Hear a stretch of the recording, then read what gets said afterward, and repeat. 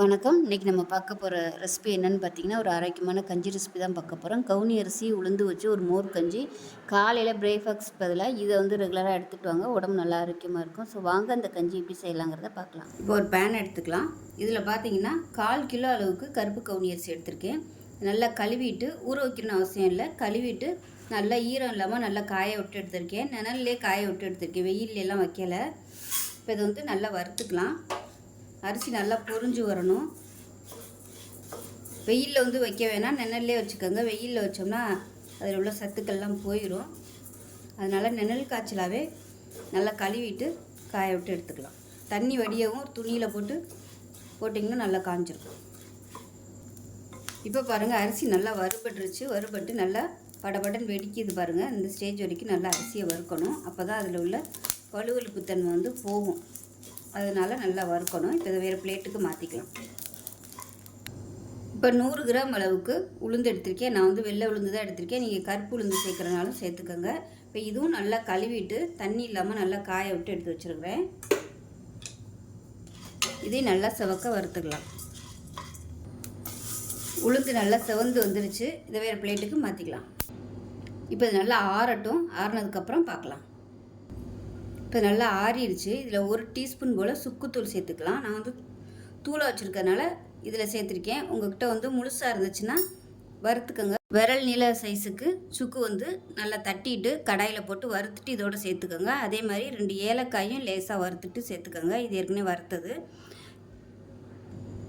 இப்போ இதை மிக்சி ஜாரில் போட்டு நல்லா குறன்னு அரைச்சிக்கணும். அதாவது ரொம்பவும் நைஸாக இல்லாமல் ரொம்பவும் திரியாக இல்லாமல் ஒரு ரவை பதத்துக்கு அரைச்சிட்டு பார்க்கலாம்.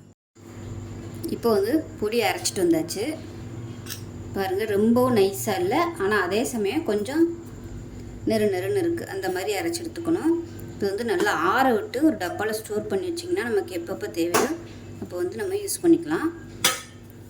இதில் வந்து களியும் செய்யலாம், அதே சமயம் கஞ்சியும் செய்யலாம். இப்போ நம்ம வறுத்து வச்சுருந்த பொடியிலேருந்து 1 கப் அளவுக்கு சேர்த்துருக்கேன். இது வந்து 1/4 கப் அளவு.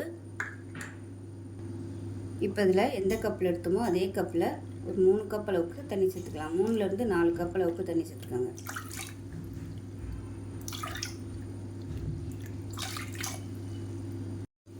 இப்போ வந்து நல்லா கலந்து விட்டுக்கோங்க. ஒரு 4-5 சீரகம் சேர்த்துக்கலாம். அதே மாதிரி சும்மா ஒரு 4-5 வெந்தயம் சேர்த்துக்கலாம். 1 டீஸ்பூன் போல் எண்ணெய் சேர்த்துக்கலாம். பொங்கி வராமல் இருக்குது. நல்லா கலந்து விட்டுட்டு குக்கரை மூடி வச்சிடலாம். இப்போ இதில் கொஞ்சமாக உப்பு சேர்த்துக்கலாம். சேர்த்து மூடி வச்சிடலாம்.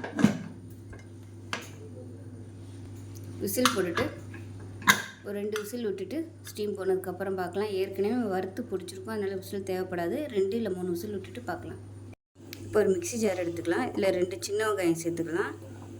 ஒரு பச்சை மிளகா சேர்த்துக்கலாம். கொஞ்சமாக கொத்தமல்லியில் சேர்த்துக்கலாம். இப்போ இதில் சின்னதாக ஒரு துண்டு இஞ்சி சேர்த்துக்கலாம். இப்போ இதை வந்து ஃபஸ்ட்டு அரைச்சிட்டு வந்துடலாம். இப்போ அரைச்சிட்டு வந்தாச்சு. இதில் எந்த கப்பில் அரிசி எடுத்தோமோ அதே கப்பில் 1 கப் அளவுக்கு தயிர் வந்து உங்களோட விருப்பம் தான் எவ்வளோ நாளும் சேர்த்துக்குங்க. இப்போ இதையும் சேர்த்து நல்லா அரைச்சிக்கலாம். வேணும்னா கொஞ்சமாக தண்ணி ஊற்றிக்கலாம். இப்போ இதில் கொஞ்சம் பெருங்காயம் சேர்த்துக்கலாம் வாசனைக்காக. இப்போ இதை அரைச்சிட்டு பார்க்கலாம்.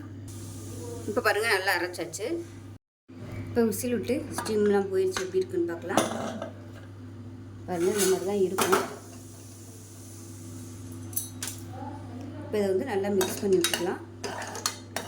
இது வந்து கொஞ்சம் ஆறட்டும். ஏன்னா நம்ம மோர் கலக்கிறதால கொஞ்சம் நல்லா ஆற விடணும். உளுந்து சேர்த்துருக்கிறதுனால கட்டியாக தான் இருக்கும். நல்லா அப்படியே கரைச்சி விட்டுக்கோங்க. இப்போ இதில் 1 கப் அளவுக்கு தண்ணி சேர்த்துக்கிறேன். சூடாகவே சேர்த்துக்கோங்க. சேர்த்துட்டு கலந்து விட்டுக்கலாம். ஏன்னா கெட்டியாக இருக்கிறதுனால தண்ணி சேர்த்துருக்கேன். நீங்கள் ஊற்றையிலே ஒரு 4 கப்பு இல்லை 5 கப்பு கூட ஊற்றிக்கணும். கரெக்டாக வரும். இது நல்லா ஆறிடுச்சு. இப்போ நம்ம அரைச்சி வச்சுருக்க அந்த மோர் அப்படியே இதில் சேர்த்துக்கலாம். சேர்த்துட்டு தண்ணி தேவைப்பட்டுச்சுன்னா நீங்கள் ஊற்றிக்கோங்க. குடிக்கிற பதத்துக்கு வச்சுக்கோங்க. அவ்வளோதான். அருமையான கவுனி அரிசி உளுந்து மோர் கஞ்சி ரெடி ஆயிடுச்சு. டயபெட்டிக்காக இருக்கிறவங்களுக்கு ஒரு அருமையான கஞ்சி இது. செஞ்சு பாருங்கள். செஞ்சு பார்த்துட்டு எப்படி வந்துச்சுங்கிறத சொல்லுங்கள். வீடியோ பிடிச்சிச்சின்னா லைக் பண்ணுங்கள், கமெண்ட் பண்ணுங்கள், சேனலை சப்ஸ்கிரைப் பண்ணுங்கள், பக்கத்தில் உள்ள பெல் பட்டனை ப்ரெஸ் பண்ணுங்கள்.